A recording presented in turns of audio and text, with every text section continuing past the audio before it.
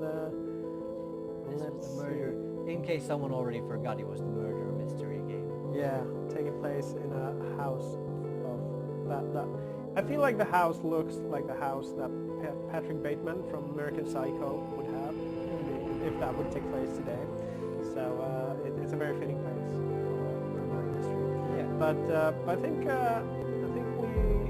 we can probably try to see if we can get the dev here because we've seen the trailer already. So let's see if we can get a connection up and see and hear the dev. Yeah. Let's try again. Okay, we have picture. Howdy. Okay, we have picture. Howdy. And can we hear anything? Hello. Woohoo! We hear you. Yeah. Yes. Wonderful. Great. Hey, that's thank you. Yeah, thank you for sticking out and trying again, and sorry for the technical issues. There's been a couple of them, if you've noticed, throughout the stream, but you know, it is what it is with live streams. But yeah, do you want to tell us a little bit first about the team? How big? How do you know each other from, and how did you form? And yeah. Yeah, sure. So it was a team of two.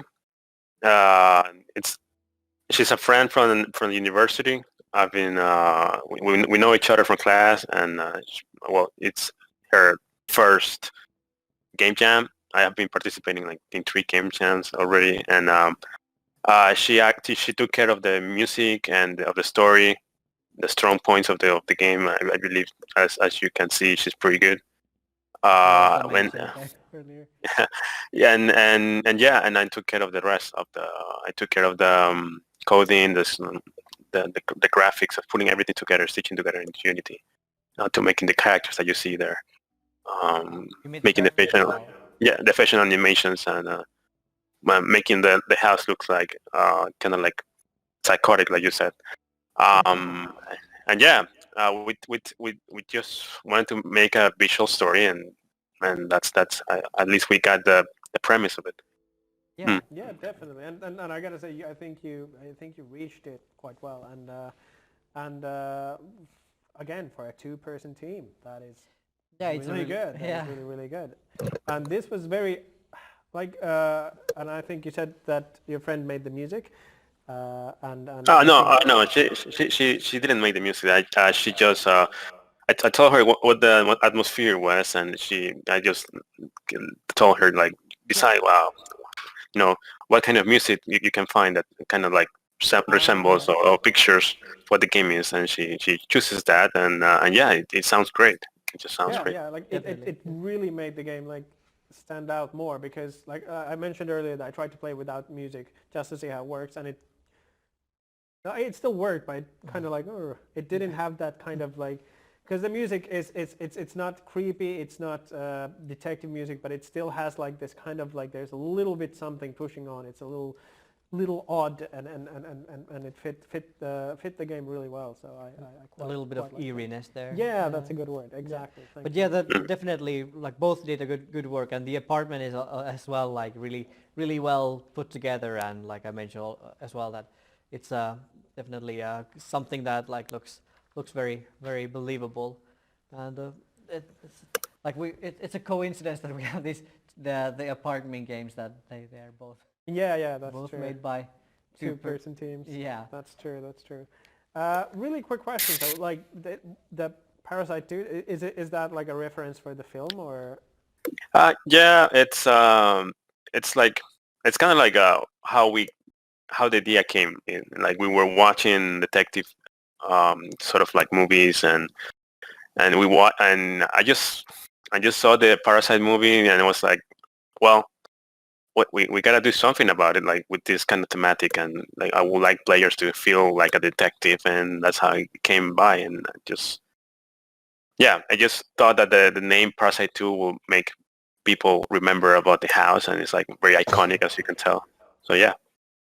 Okay. Because I was wondering if it's like, if you made another game jam game earlier and it was Parasite, and then you kind of wanted to continue it, or what it was. But yeah, that makes sense. Can I quickly ask, what university Are you from? Oh yeah, I'm from Turku University of Applied Science. I am from Okay. Turku, but we both are, and yeah, it's really. Okay. I'm doing a major in game development. My partner, she's doing something with AI, and she's not from something with AI, and she's not from as you can tell from gaming, but we have done a great.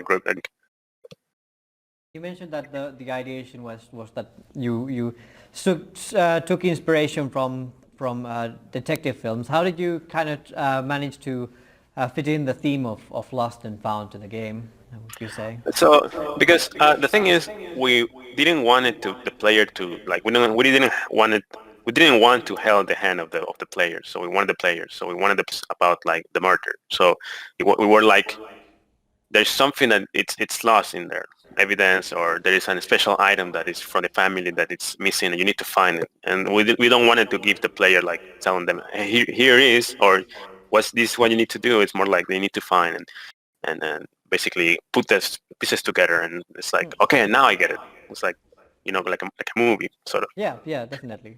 And it seemed like you can get with the less you do, the better you get this kind of experience, and you actually give the player itself themselves to kind of color it in their mind as well. Yeah. Yes.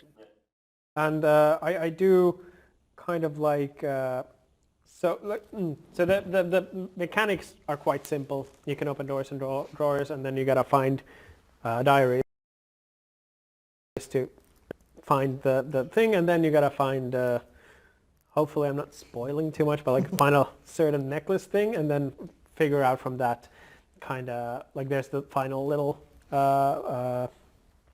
thing to solve, and you kept it simple, which I think was way better than trying to make like 5 different weird puzzles, and then they technically might not entirely work. So I think this was the better way of doing it, and it was kind of fun to read different diaries because they were pretty well written in the sense that they felt like very different people.